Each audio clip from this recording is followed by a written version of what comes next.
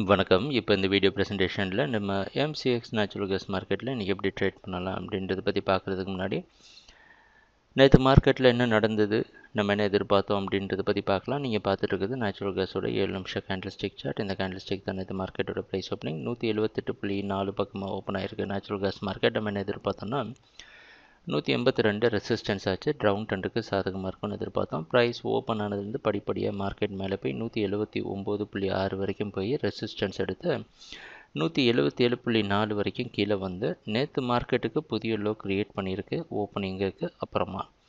அதுக்கப்புறமா படிப்படியாக மார்க்கெட் போய் 180 வரைக்கும் போய் 179.4 க்ளோஸ் ஆகிருக்கு. நேற்று மார்க்கெட்டோட க்ளோசிங் ஓப்பனிங்கை விட கொஞ்சம் அதிகமாக இருந்திருந்தாலும் இந்த கான்ட்ராக்டில் நம்ம ஆரம்பித்ததுலேருந்து மார்க்கெட் டவுன் ட்ரெண்டில் தான் இருக்குது.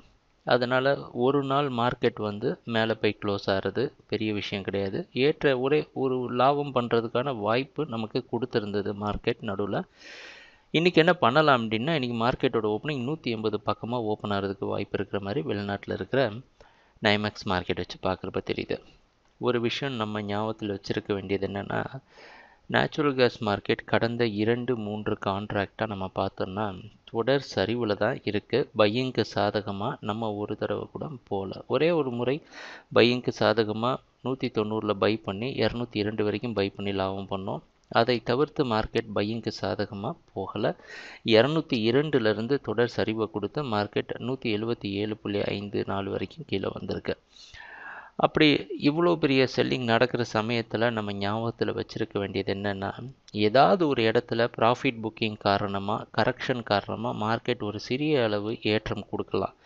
அந்த ஏற்றத்தை நம்ம எதிர்பார்த்துட்டு இருக்கிறோம். அது எந்த இடத்துலேருந்து நடக்கும்னு எதிர்பார்க்குறோம் அப்படின்னா, 182க்கு மேலே ப்ரைஸ் கான்ஸ்டண்ட்டாக நின்றுட்டு இருந்தது அப்படின்னா சிறிய அளவு அது ஏற்றம் கொடுக்க ஆரம்பிக்கும். இதை தான் கரெக்ஷன் அப்படின்னு சொல்கிறோம், இல்லை ரீட்ரேஸ்மெண்ட் அப்படின்னு கூட சொல்லிக்கலாம். அதனால் இந்த 180க்கு மேலே ட்ரேட் ஆகிறப்ப அதிக கவனத்தோடு இருக்கணும்.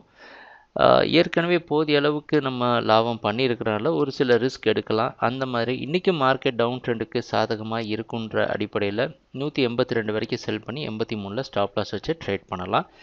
கவனமாக இருக்கணும். இந்த இடத்துல ஸ்டாப் லாஸ் இல்லாமல் ட்ரேட் பண்ணாதீங்க. இன்னும் தொடர்ந்து மார்க்கெட் டவுன் ட்ரெண்டுக்கு சாதகமாக இருக்கும் அப்படின்றது தான் எதிர்பார்ப்பு.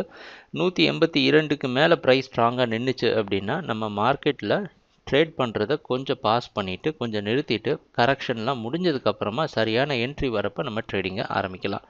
அது வரைக்கும் மார்க்கெட் தொடர்ந்து டவுன் ட்ரெண்டுக்கு சாதகமாக இருக்கும் அப்படின்றது தான் நம்ம எதிர்பார்ப்பு. ட்ரேடிங் நடக்கிறப்ப பார்ப்போம் என்னென்ன மாற்றங்கள் வருதுன்னு. எங்கள் வீடியோ ப்ரெசன்டேஷனை தொடர்ந்து பார்த்துட்டு வந்ததுக்கு மிக்க நன்றி, மகிழ்ச்சி, வணக்கம்.